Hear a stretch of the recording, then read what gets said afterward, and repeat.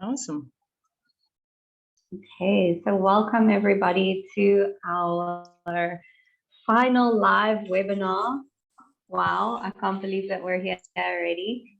It's our final one, but there will be more available to you. So don't worry, even though they won't be live, there will still be more lessons available to the women in our community. So welcome Asanda.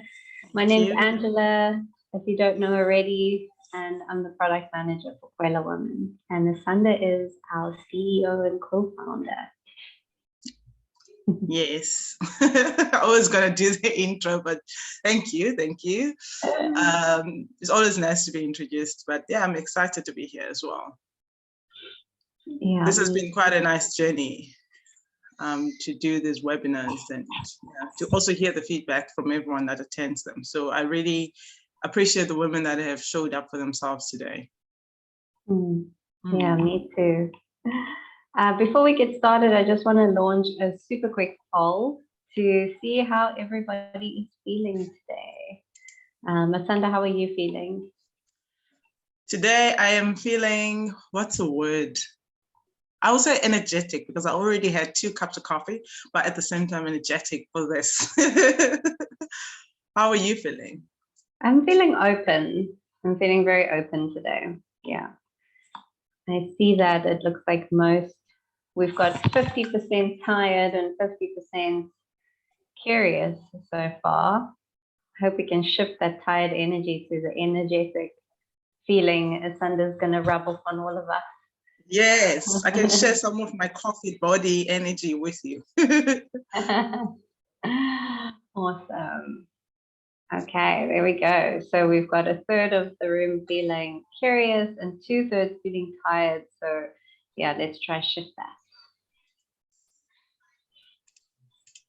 Okie dokie.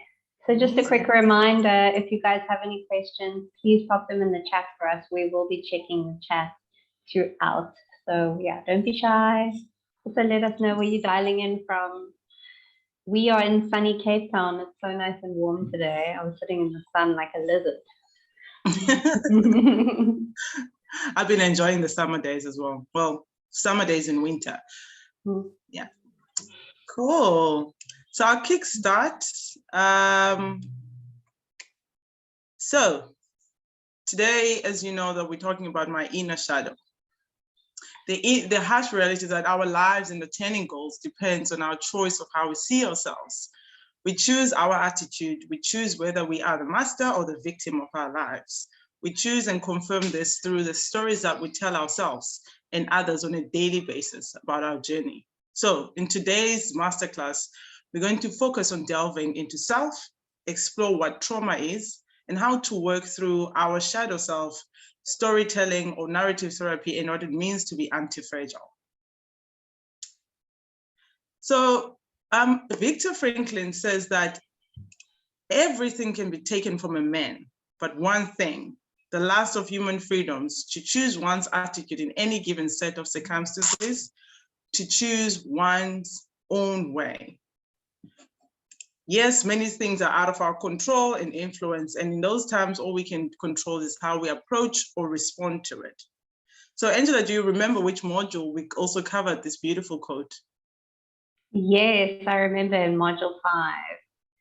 Yeah, we looked at this and considering how we see opportunities and that we need to have an open mind and positive attitude to deal with what we're faced with as we go on our journey.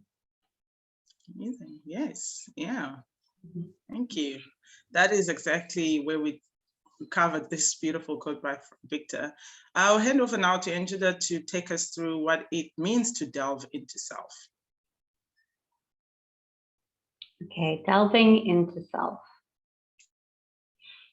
There's a quote that says, meanings are not determined by situations, but we determine ourselves by the meaning that we give to situations. Many of the events in our lives, specifically as children, form how we see ourselves today. We often blame and see these events as the reason for where or who we are. However, what Adler's perspective on self teaches us is that this is a victim mentality. And in truth, the power and meaning we give to an event is all that it really has. If we change how we view that experience or event, we can change the power and meaning that it has over us and rather focus on where we want to be instead. It helps us take appropriate action on our journey and create the movement that we want in our lives. Our actions, choices, and the end goal is what gives meaning to our lives, which stems from our own mind. So when we speak about trauma, what do we really mean? Trauma refers to extreme stress. This is a threat to your life, your body, your sanity, and it can overwhelm a person's ability to cope. This is also a subjective experience. It determines whether or not an event is traumatic. So two people may go through the same event, but only one may feel or suffer trauma from that experience. It also can result in feeling vulnerable, helpless, and fearful about our surroundings. Oh, sorry. Traumatic events also often interfere with relationships in our lives and our fundamental beliefs about ourselves or others or our place in the world. So let's use an example. A friend of mine and her sister grew up in the same house. They experienced the same trauma when their parents got divorced. However, my friend's sister is now against marriage and having kids and blames her parents for her beliefs on marriage. Whereas my friend is super excited about having a partner to hopefully one day marry and have children with. Both people went through the same trauma as children, but why did their lives end up being different? So there's no list on really what constitutes a traumatic event. It depends on the person and how they experience it, what meaning they give to it, and if they made it a part of their character. Did they choose to be a victim or a master of their circumstances? So I have a question, and that is, are you aware of any traumatic experiences in your life? How have they shaped your life? So if you would like to share with us, sisters, please comment in the chat. I would love to hear what you have to say if you feel like you want to share. This is a safe space, so if you would like to share it, we'd love to hear from you. So are you aware of any traumatic experiences in your life and how have they shaped your life? We'll come back to those answers in a bit. Trauma is the invisible force that shapes our lives. It shapes the way we live, the way we love, and the way we make sense of the world. It is the root of our deepest wounds. So does your past affect your present? From our experiences and interactions, our sense of self is formed, and this influences and creates our current lives. We sometimes may give too much power to our experiences and often blame what we do and how we are and what happened to us. We need to understand which beliefs we have about ourselves that might be driven by past events and see whether those beliefs actually serve us in a positive or negative way. We can choose to be fearful and hurt, or we can choose to focus on our future and allow that to open doors to new opportunities. So I have a quick experience share on a trauma that had shaped me in my life that I would just like to share very quickly. And that was, I've always been a very nervous driver. And a few years ago, I was in a really bad car accident. I was hit by a drunken driver from behind. Our whole car flipped and rolled like numerous times. And thankfully, my partner and I were not hurt. We, even though the car was completely written off. And that trauma has like stayed with me. I'm so nervous now on the roads. I'm trying to get over it, and I'm actually starting driving lessons again next month. I have my license, I can drive, but I'm so nervous to drive that I'm actually starting all the way from the beginning again, doing lessons or trying to get my mind ready to do lessons. And I feel like even when I think about it, my hands are sweating and I'm like so nervous to drive. But it has had so much control over me because I haven't had that independence of being able to get in the car and just drive somewhere. And I don't really want to have that control over my life anymore. So I'm making this decision to step forward and take control again and not define my present by my past. So my past is definitely affecting my present circumstance. Thank you, Ange, for being so vulnerable and sharing that. Yeah, I can imagine like taking the lessons now, how nerve-wracking it must be. No, even just thinking about it, I feel nervous, but at the same time, I do need to just do it. And yeah, so that's just a little experience share. Okay, I'm going to hand over to you, Asanda. Asanda's going to take, wait, we have a comment before we continue. Let's see, one of our sisters has shared, I experienced workplace trauma where it really piqued my anxiety and depressive feelings because of the treatment I got. But I'm glad I was able to stand up for myself and left the workplace. Good for you. Yeah, thank you for sharing that, Letula. Thank and I love so that you're saying that you were able to stand up for yourself. I'm pretty sure now you're able to stand up for yourself in every situation just by working on that muscle of getting up and saying, enough is enough. Thank you. Absolutely. Okay. All right. So you're handing over to me. Last month, we spoke about my authentic self, where we introduced you to the self and the ego. Now it's time to go a little bit deeper and discuss our inner shadow. What is our inner shadow? So today we'll focus on your inner self, using 3 of Carl Jung's 12 archetypes, which are self, persona, and the shadow self. As we know that the center of our personality or psyche, your conscious awareness is yourself. And then your persona or ego, this is the public face or role that a person presents to others as someone different from who they really are, which is like an actor. It is the outward face that we present to the world. It conceals our real self. And Jung describes it as a conformity archetype. Now, what is the shadow self? The shadow self is that dark and emotional aspect of your psyche. So do you ever get the sense that you have a dark side? Are there parts of you that you would rather keep hidden at the back of your mind? These are common feelings, and it turns out that they may hold some truth. So some experts, they even believe that there is a way to tap into this dark side, to deepen our self-awareness and growth.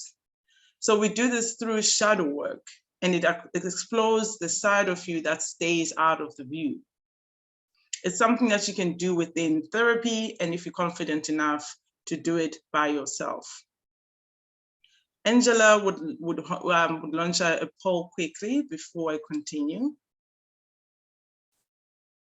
Just for you to tell us if you are aware of your shadow self.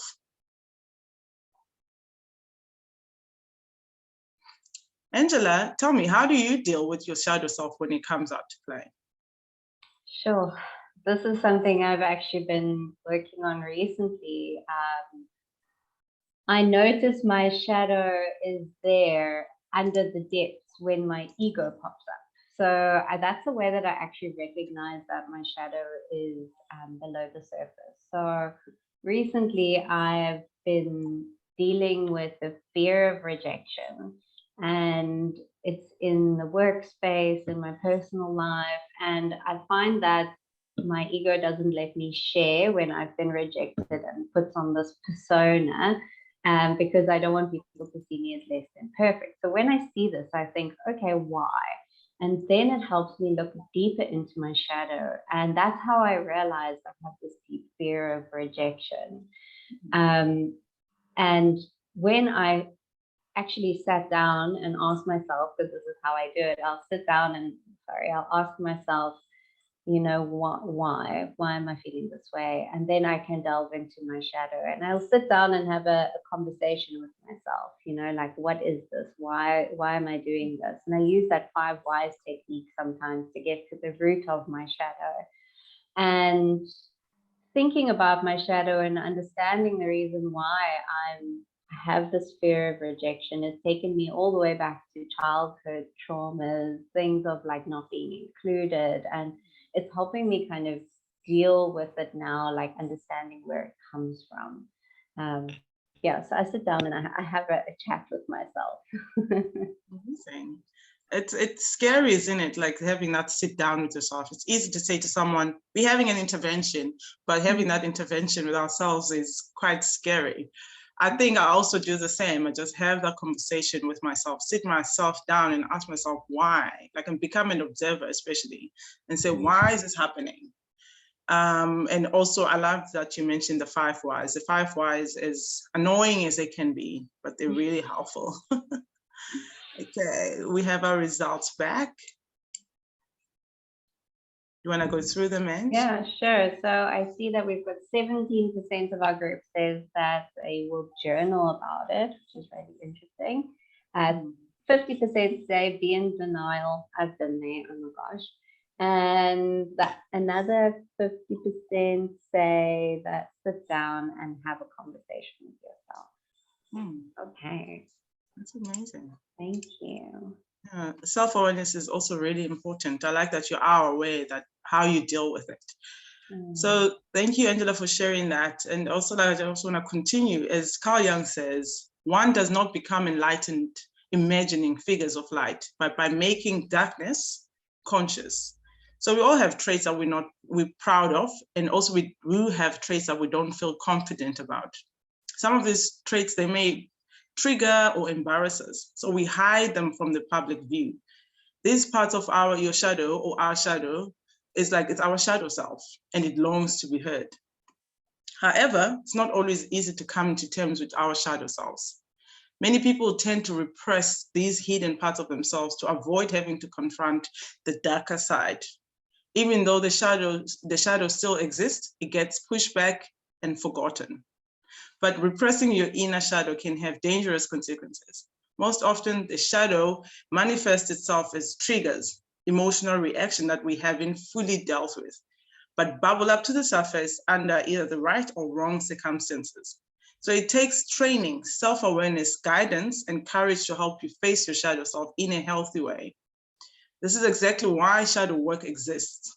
So I want to take you through what shadow work is. Shadow work is designed to help you integrate and accept every aspect of your life so that you can live and thrive with more clarity and authenticity. Shadow work and trauma, this type of work helps you through trauma to embrace the part of yourself that's been repressed or shamed throughout your life. So by accepting your shadow self, you can start to see how your thoughts and emotions influence your behavior. And when you're aware of this, you can take control and empower yourself to live more deliberately and consciously. And you can start to show up as your authentic self. You may be asking yourself, so how do I do this shadow work? The first step is to decide whether you want to seek therapy or you're confident enough to just sit yourself down and do the shadow work on your own. The second step is to practice spotting your inner shadow. So how do you do that? So it's important to spot your inner shadow by spotting habits that you may have. Habits can be good and they can also be bad.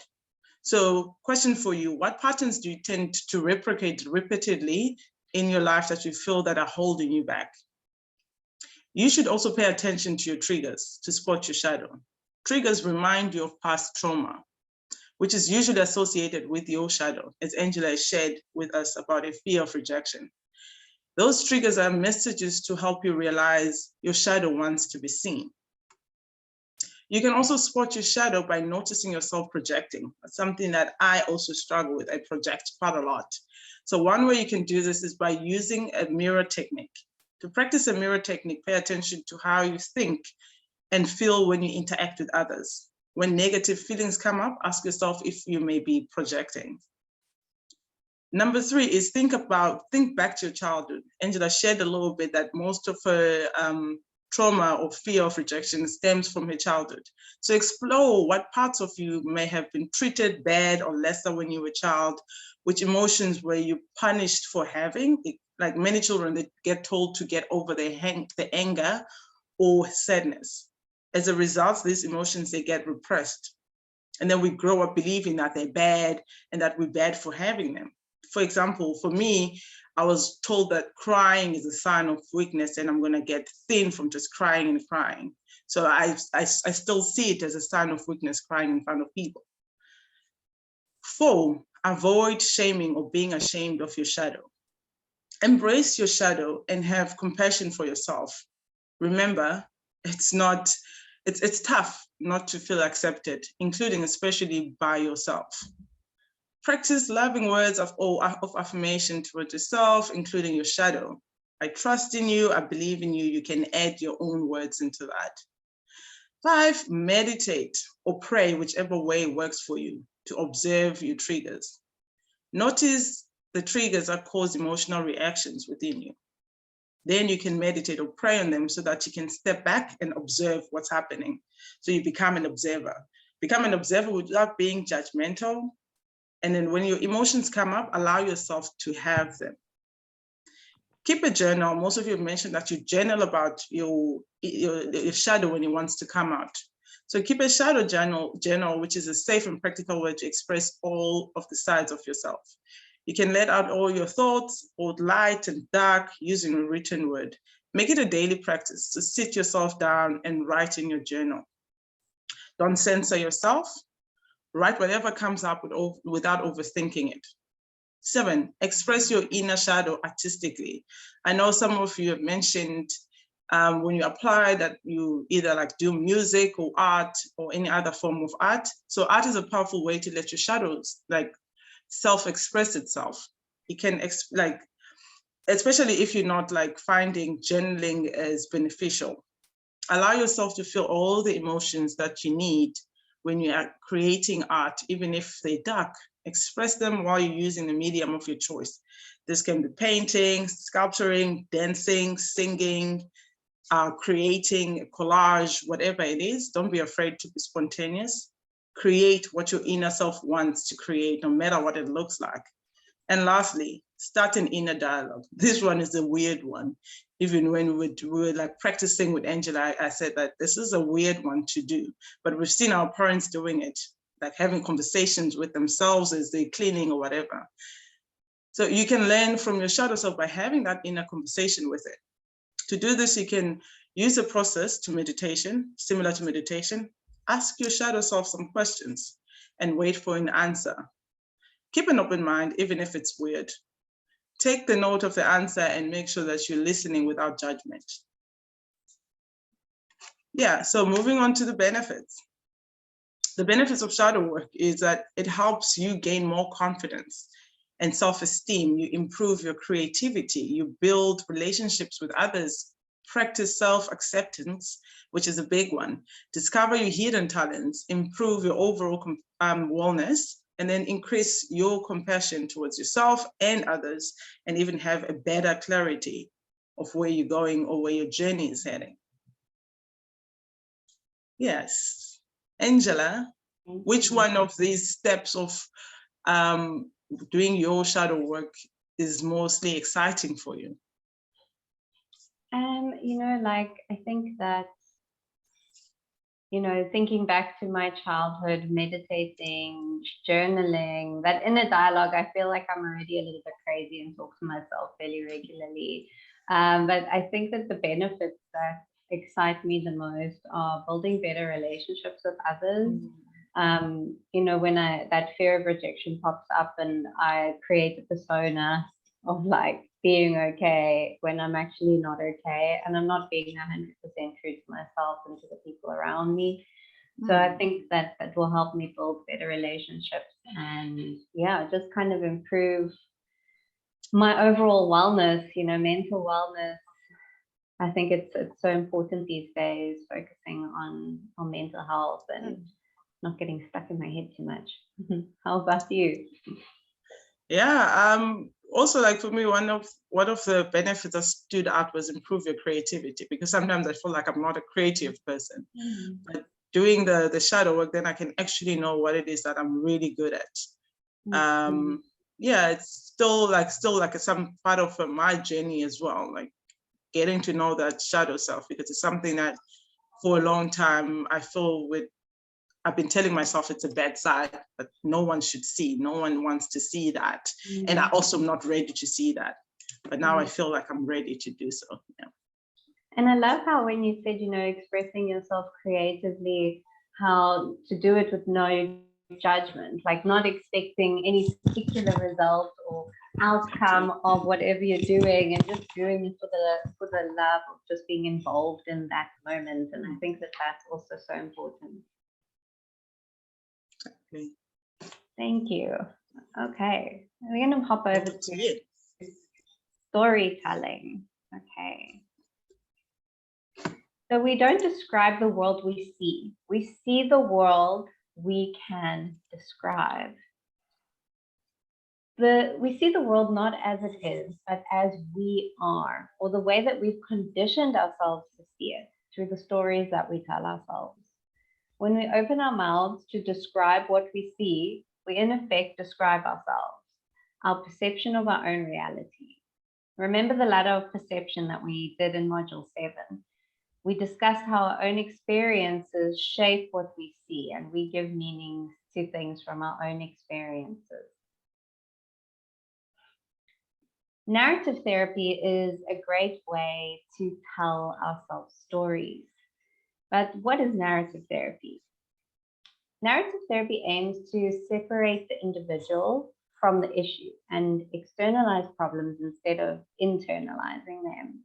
So it allows us to separate ourselves from being in the emotions, in the event, and to observing and explaining the event.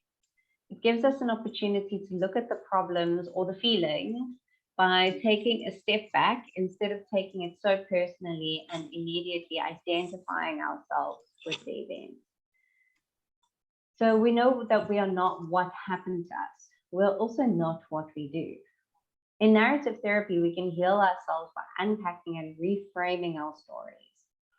For example, I might sometimes do a bad thing, but I'm not a bad person. So then I need to investigate what happened there. Why did I do something bad?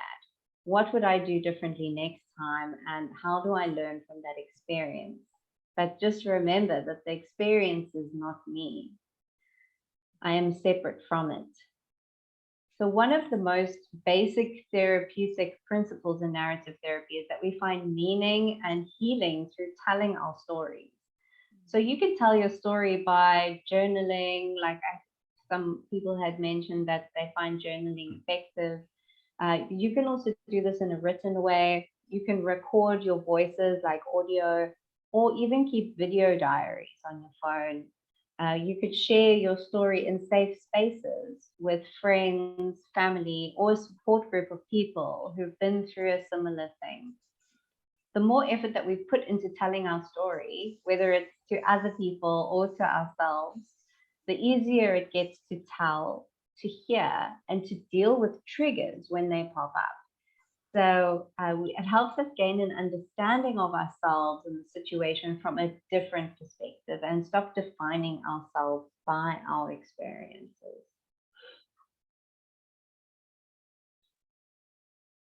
Okay, I'm going to hand over to Asanda for Antifragility. Amazing. It sounds like also journaling comes up, and I like that. I think most times when we tell our stories, we tend to think that we are only limited to one way of doing things, which is journaling.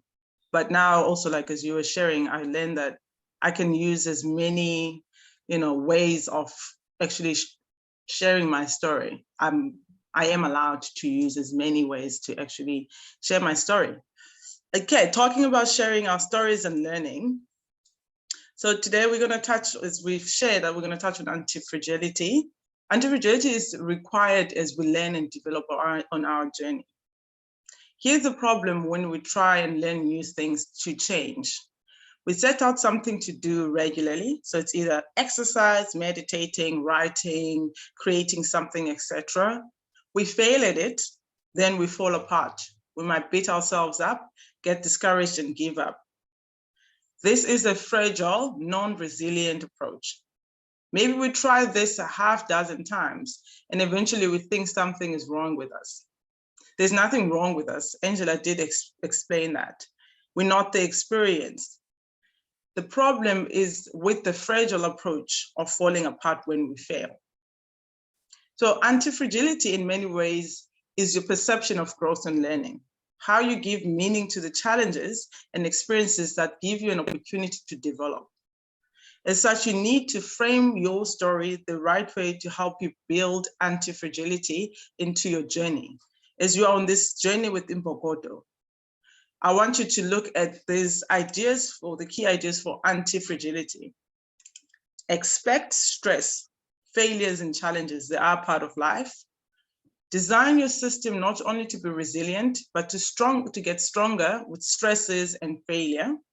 Take small risks often, small experiments that are designed to help you learn from failure. For example, I try every day to do hard work. And then with experimenting each day, I fail often, which means I learn often. Practice. Learning is a muscle. Intentionally eject stress into your life. Do sprints. Lift heavy weights, take cold showers, take on challenges, experiments and adventures. For example, do that assignment, attend that circle and attend to your child the same day. The next step is a growth mindset. Growth mindset is that attitude to always learn and get better from failure. Embrace it and learn. Improve, grow stronger, love error. And when your system there's a question for you to think about. When your system gets stressed, how will you respond to get stronger? I love that. I think that, you know, that when your system gets stressed, how will you respond to get stronger?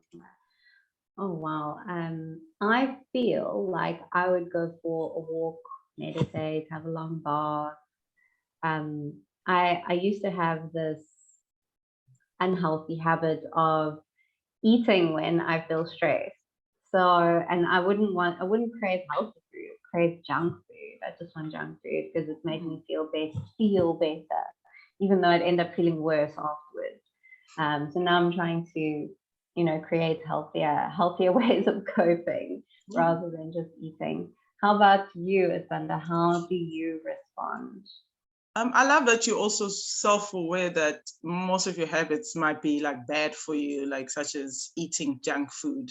Because sometimes we're like, no, I'm just coping. This is how I cope. But deep down, you know, you're going to beat yourself up again later about the junk food that you ate.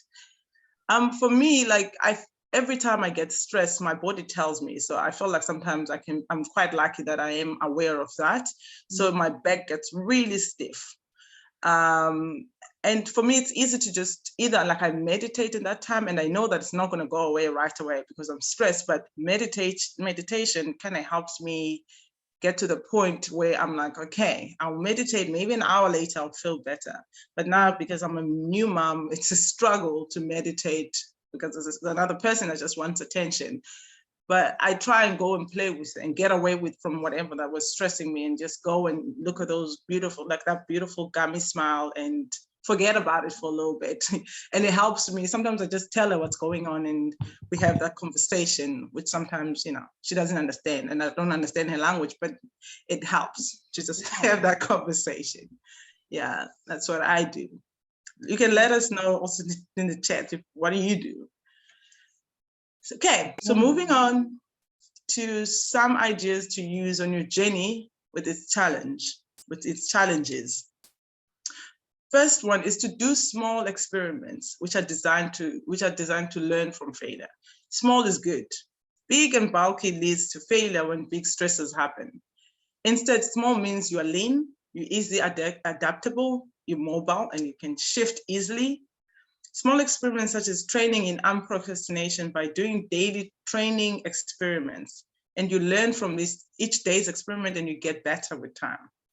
The second point is that you adopt the attitude of embracing uncertainty, risk, failure, discomfort. Instead of being afraid of these things and avoiding them, let ourselves push into them and get better and better at dealing with them each time we practice. In this way, every failure, every moment of uncertainty or discomfort becomes a wonderful opportunity to practice and get better, something to celebrate. So a mindset and attitude is key, which is created by your own story and narrative. I always love to watch kids as they go to the park and they go up that slide and then maybe they fall off to the side. You never see a kid saying, I'm not going to go up there again. But for some reason, there's something that just makes them want to do it again, even though the parent is like, oh, no, don't go back there. They want to go back because they did find that it was risky and uncomfortable, but at the same time, they learn how they're going to do it better next time.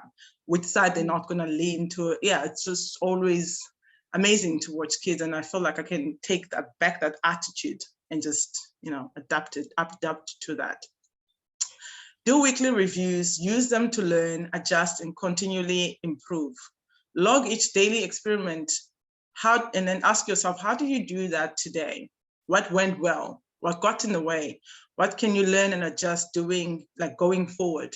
Then take a little time to also review each week and use the data to learn and adjust. This is the kind of structure we need to use the stress in our lives to grow. So turn yourself into a project as if you're doing a monitoring, evaluation, and learning of yourself. Use accountability and support. Report every day or every week to people so that they can support you, hold your feet to the fire, help you see your patterns that are getting in the way. This helps us learn from our mistakes and failures. Having such as your sisterhood circle also gives you a net that you can fall back on when you fall so that you don't completely fall apart. Build in redundancy. If you have a single point of failure, it's easy to collapse when things go wrong. For training, I recommend having multiple ways to be held accountable. Multiple reminders on your phone, and then daily check-ins check-ins or reviews that you can put on your calendar so that you're constantly in check with yourself. These might seem a little bit tedious until we realize they are making us more likely to stick to our training. What I usually do is the same thing every day, making the bed. Sometimes I'm like, but I get up in the morning and the first thing that I do is make the bed. It's helping me to a point that now it happens in default. As soon as I get up, I make the bed. It becomes part of my routine.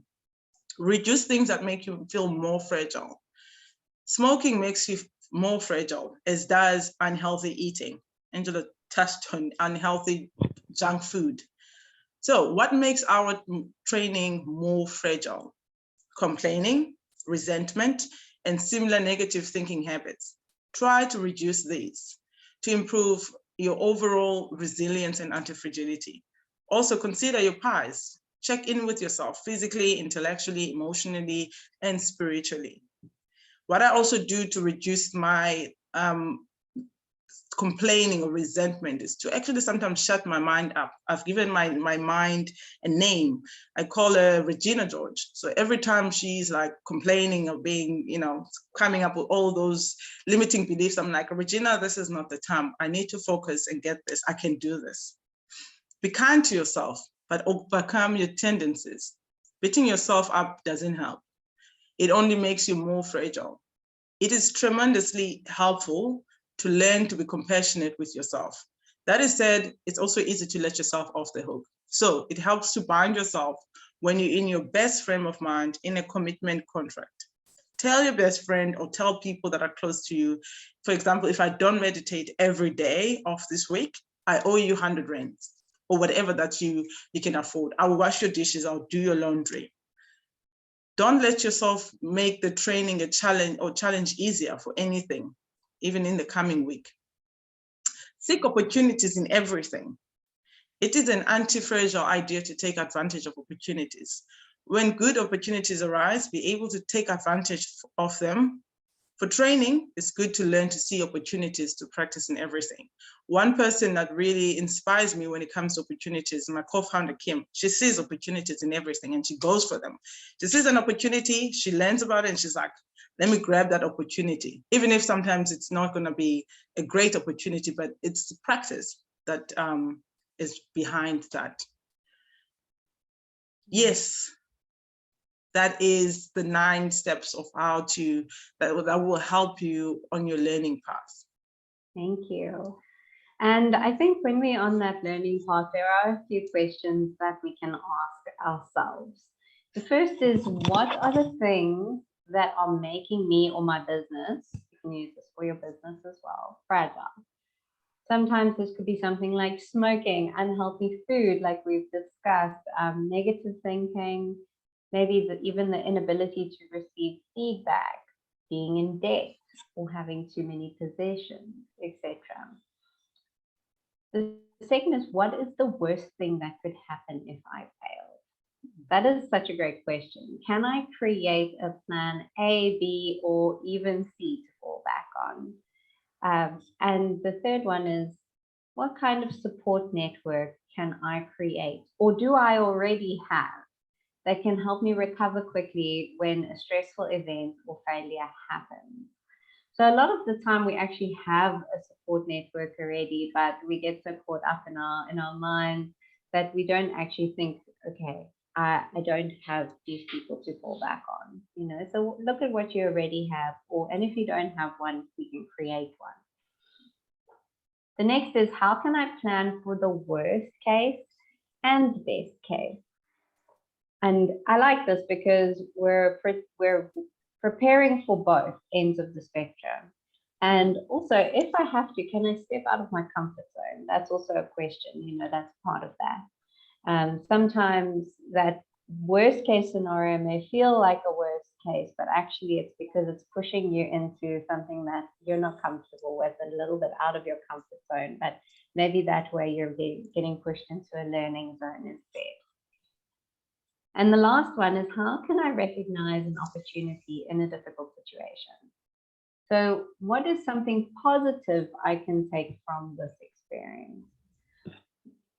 Yeah, so those are some questions that I think we can ask ourselves. And I have a little technique that we can use when asking ourselves questions, and it's called the act as if. And sorry to disturb you. Just before we move on, it's quite like there's quite a lot in the sharings on the chat about how people deal with stress. So Letutula shared that I deal with stress like both healthy and unhealthy. I would talk to myself or cook or bake. In the unhealthy part, I somber, drown in my stress and eat junk food. Also, Pelang also said that she can relate. She deals with stress lately. She's been stressed and anxious, and her body has been taking a strain. She's trying her best to take it easy. And Rachel shared she deals with stress by not dealing with it, just letting it be whilst being miserable during the time. And then Tiamo said, I'm definitely a stress eater. I find comfort in junk food, chocolate, sweets. It allows her to wallow in a stress. I find that avoiding what stresses me eventually takes a toll on me physically, so I let myself be. Thank you so much for those shares. They're quite, insightful, like that stress can actually, it plays a huge role in everyday life. And I think if you look at this content, might help you like deal with stress the other way around, instead of finding comfort in junk food, as Angela said, like rather go for a walk. And some people, when they crave junk food, they go and just drink water because they usually just thirsty, not have like craving sweets. Yeah, I try to distract myself from that thought by just trying to do something else completely. Oh, yeah, but I understand. I see that Erica says, I sleep. That's how I get away from it. Oh, Erica. We just hope that this content might, like, you can take what works for you from this and apply it in your lives and see if it's taking the stress away, or you can change your habits to the habits that make you less miserable. Such as these questions. I love these questions. It's questions that I want to work on every day. Yeah, absolutely.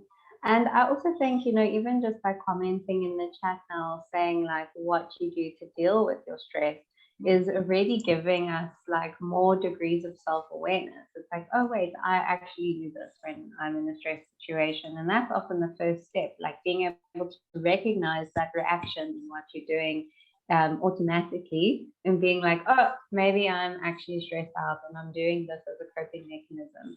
And maybe it's my shadow popping out, and then we have some questions that we can ask ourselves and a little bit of, content that can help. Yeah, I like that point, actually. Yeah. I Thank think you. also, like, I love that you mentioned that, Angela. I think it's worth celebrating to be even being able to be aware of how you deal with the stress, because that you know what's happening. It's not someone else telling you that, oh, you're stressed, getting told by a doctor, but you're actually your own doctor. Yeah, definitely. Okay, so there is a little technique that we can use. I'm going to move on to this practical technique that is called act as if. So sometimes we need to try new things and reflect afterwards. What went well and what would we do differently next time? This is an experiential learning method that we use here at Khwela. And this is a little technique that you can do to practice. The act as if is a behavior that act as if a behavior will be effective. So you're encouraged to try a new role, same way that you might try on new clothing. This helps us prepare ourselves for any situation by giving us an opportunity to practice to see what works and what doesn't. So, Asanda, I know you mentioned an act as if that could be really effective here. I don't know if you'd like to share it with us. Yeah. Actually, now looking at the example was like acting as if. One thing that popped into my head was, let's say I have an interview that I'm really nervous about. I put on my clothes that I wear in that interview before and stand in front of the mirror and act as if I'm actually in that interview and give that first impression, the handshake and the smile and everything. Like, I felt like if I were to practice that on a daily basis, and when the day comes, my brain doesn't know whether it's happening for reals or not. So I'm in a space where I just walk in with that confidence and say, voila, this is who I am. So that acting it's like a very good technique for me. Like, it's something that I want to start also like doing. If I'm going out, or act as if I've succeeded already. I've gotten the job, because I think, like, as mentioning again, like tricking our brains is for the better is something that is possible for us to do, but it just takes a little bit of work. For example, even acting as if when it comes to eating chocolate, there's something that I've learned recently in hypnosis, that you can close your eyes and trick your brain to, like, say I'm walking to the fridge, opening the fridge, there's lemons in the fridge, open the lemons, cut the lemon, put it in your mouth, you will taste it, because your brain is like, doesn't know whether it's happening for reals or not. Maybe next time you feel like a chocolate, you can pretend that you're having a chocolate. You can sit on your bed and say, I'm walking to the cabinet, I'm grabbing a chocolate, and then maybe just drink water. And then act as if you're eating that chocolate, but then to get the stress away, I don't know. But that acting as if, I feel like it's a really great technique, because it also gives you that confidence, and it helps you build on that habit of showing as your truest self. Yeah, I think I'm definitely going to use this technique before my driving lesson starts next month, and I'll be acting as if I'm a confident driver. I'm going to get in the car and put my seatbelt on and like do the things I need to do. So yeah, I'm definitely going to use this technique for myself as well. I see that we have another share in the chat on how I cope with stress. I drink lots of tea or coffee, up to 10 cups. Wow. That is a lot of tea and coffee. Sure. Thank you so much for sharing.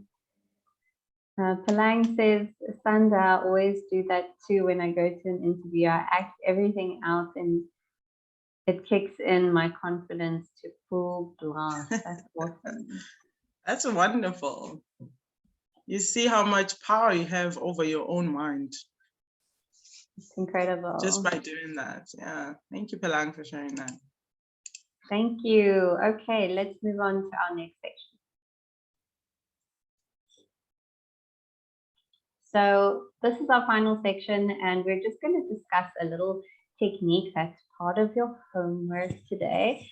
And I think this is great. This was super effective for me personally. I've found a lot of meaning in creating a lifeline. So a lifeline is a map that shows the events in your life that have happened from birth to today. What we do is we split the page in half with a line down the middle, and we start from 0 to your current age now. So sometimes I'll just write like halfway in the middle and then kind of split it like that. So the top half of the page is for the highlights of your life, positive things that you have experienced.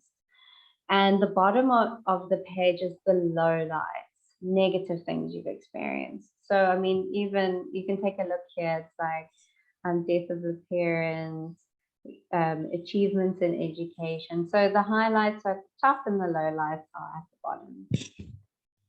You can see there's a little scorecard here on the side, on the left-hand side of the page, and it says that you can give each of these a score and see which was your highest high and your lowest low. So I would like you to reflect on the highest and the lowest experience by writing a paragraph or two for each about what happened. When you're done, write down what you learned from it and even what values or beliefs you developed from these experiences.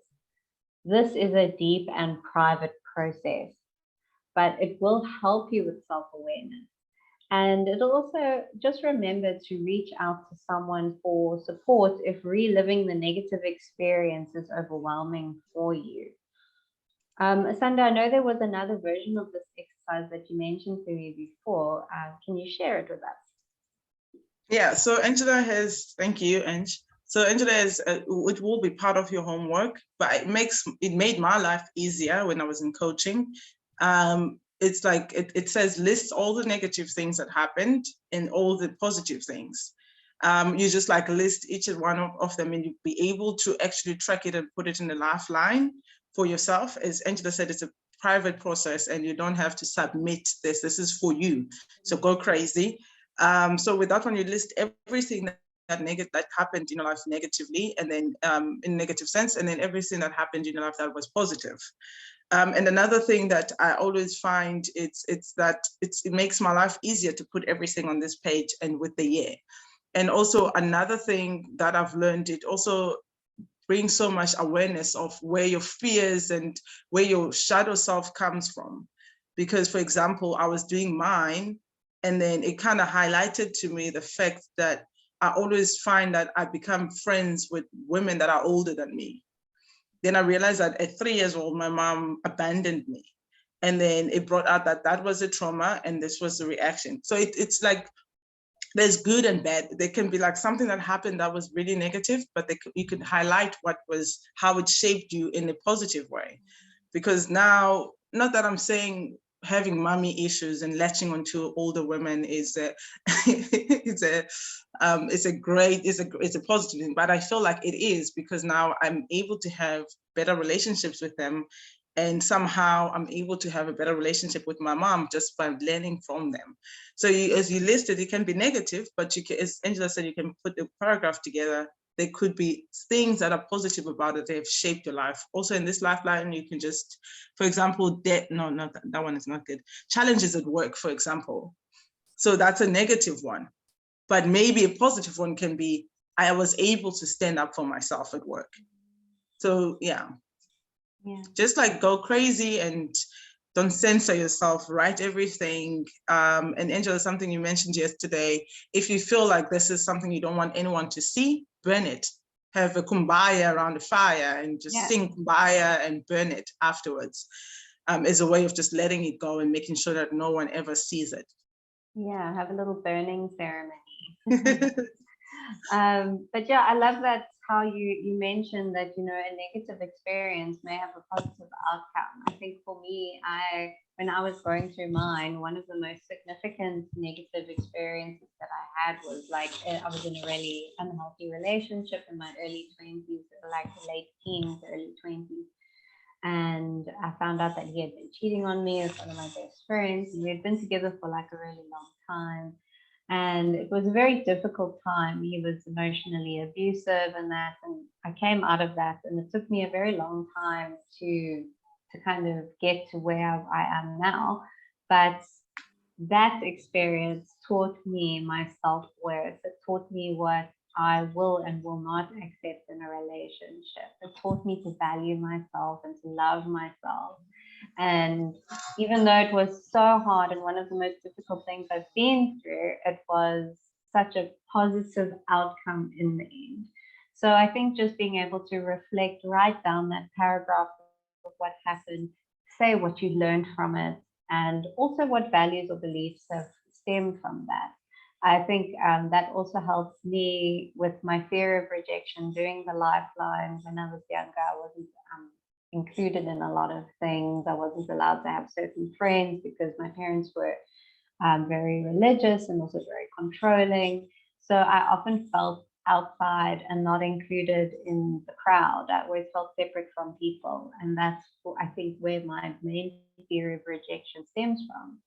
So it just helped me be able to reflect and understand where these feelings come from. And yeah, it's such a powerful experience.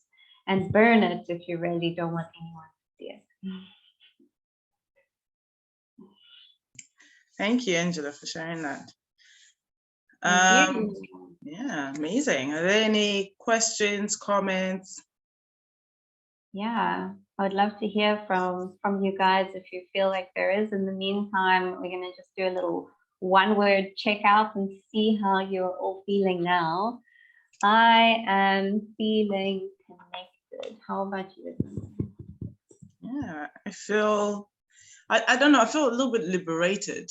You know, it's always nice to talk about these things because they do affect us, and also to hear that other people are actually going through it. We're not alone. So I feel like a little bit liberated. And Pelang is sharing her experience. This is nice. The burning ceremony actually works. I can relate so well, as last year I was going through a spiritual cleansing journey and I had to write down all the traumas that left me broken, and I burned the paper and told myself that I don't want to live in the past anymore. Thank you so much. That was really powerful share. Yeah, thank you. I've also had little burning ceremonies with things before, and I've felt it is so powerful. I guess it's just that ritual of getting rid of it, you know, sending it off. Exactly. Yeah, especially if it doesn't serve you anymore. Absolutely. So it looks like the tired energy has shifted. We have confident and connected, and we still have one negative, which is anxious or worried. So I hope that if there is anything that you would like to share with us, please feel free to do so. Maybe we can still shift that energy. Definitely, yeah. Okay, any other questions from everybody? I think in the email that we sent everyone to sign up for this webinar, there was such an amazing podcast that was how to use your trauma towards positive growth. And I think that podcast was also, I listened to it when I had just had a miscarriage and I was going through a really difficult time. And I listened to that podcast and I think it definitely shifted things for me. So I really recommend that. I'm also going to put it on the website and the resources where we put this video up for you to watch later. So yeah, check it out if you have some time. I think it's about a 40-minute podcast. So if you're walking around, give it a listen. Amazing, thank you. And Letuktula is saying that she's sad because this is the last masterclass. I know, but we're still around, Letuktula, we're still around.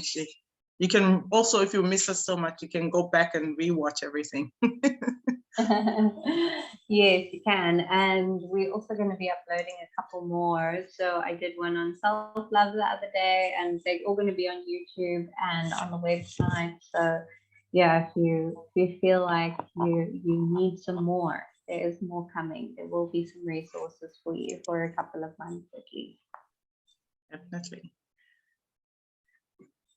Oh, Rachel, the sad face. Thank you so much. Thanks, Asanda. Thank you for sharing, and thank you for sharing all your insights. And yeah, it was really an interesting masterclass today. Yeah, thank you to you for sharing your own experiences and for holding this space for everyone. It was a really nice last one. It was, yeah, I have to agree.